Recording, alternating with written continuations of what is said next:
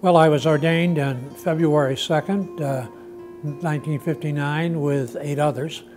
It was a little bit unusual. The diocese for about 10 years ordained us who are at St. Bernard's in February, so we'd be on hand for Lent. And it was also unusual in that the cathedral was being renovated that year, so we were ordained at Blessed Sacrament, which was fortuitous for Charlie Major of happy memory, who recently died, and myself, because we were parishioners there.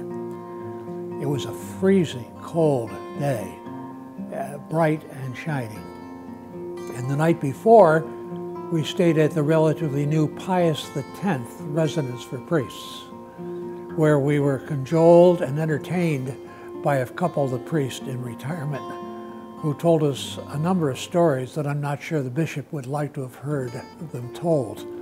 But it was a lovely day and things went beautifully.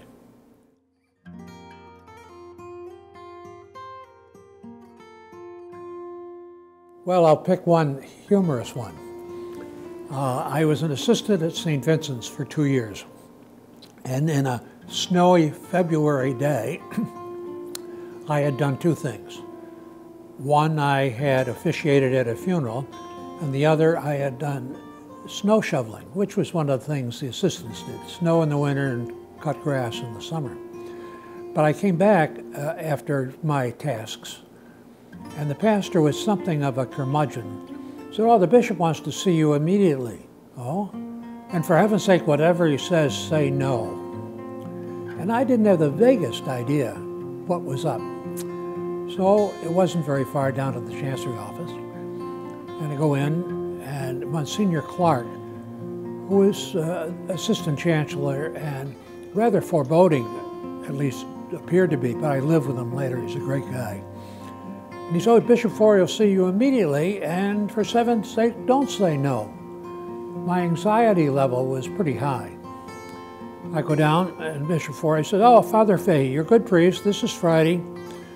On Monday, you'll begin to work in Catholic Charities. You'll find Monsignor Lawler to be a fine person to work with. He'll be your boss. You'll live at 672 West Onondaga Street. I have another appointment. God bless you." That's how we did discernment in 1961. You want a highlight? That was pretty much a highlight, although I've had many other things over the years.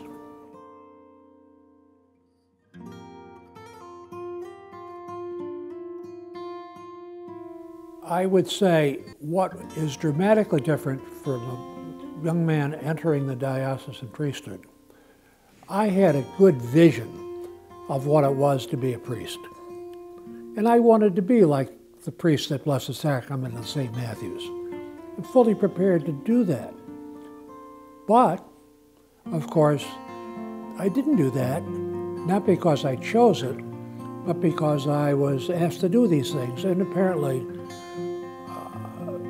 because of my own historic background and a lot of other things, I did these other things well and enjoyed them thoroughly, but never abandoned being a priest. But now, there is such a dramatic change in the demography, in the social structures of dioceses.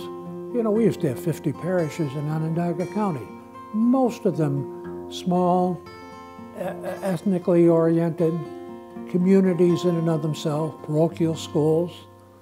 You know, we had the parochial high schools, but many more grammar schools and so on. Now, the young men going in, and my advice to them has been, well, look, you just have to be very open to what the Spirit will lead you, because it's going to be very different. And I can only hope they're preparing these men, and they are men at the moment, to see themselves. They have to have administrative skills, they have to have community organizational skills, they have to have business skills, and they have to be very comfortable in engaging lay people and giving them authority and responsibility to do things. And at the same time, they're going to have to take care of themselves. So I'm not saying it's impossible, it's challenging. And all I can say is the kind of educational background that I had had preliminary would not have prepared me awfully well to do all these things, although probably I did have a lot of instinctive capacity that I used in Catholic Charities that I could have used there. So all I can say is be open to the Spirit, and you're going to be going into a changing scene that I don't know what it's going to be. You don't know entirely what it's going to be. You'll be a sacramental minister. Hooray. And that's something I enjoy entirely, especially celebrating the Mass. But how much you're going to be involved with individuals, with marriage, with funerals, with all these things, you're going to be tried sorely because of a time constraint and things of that sort.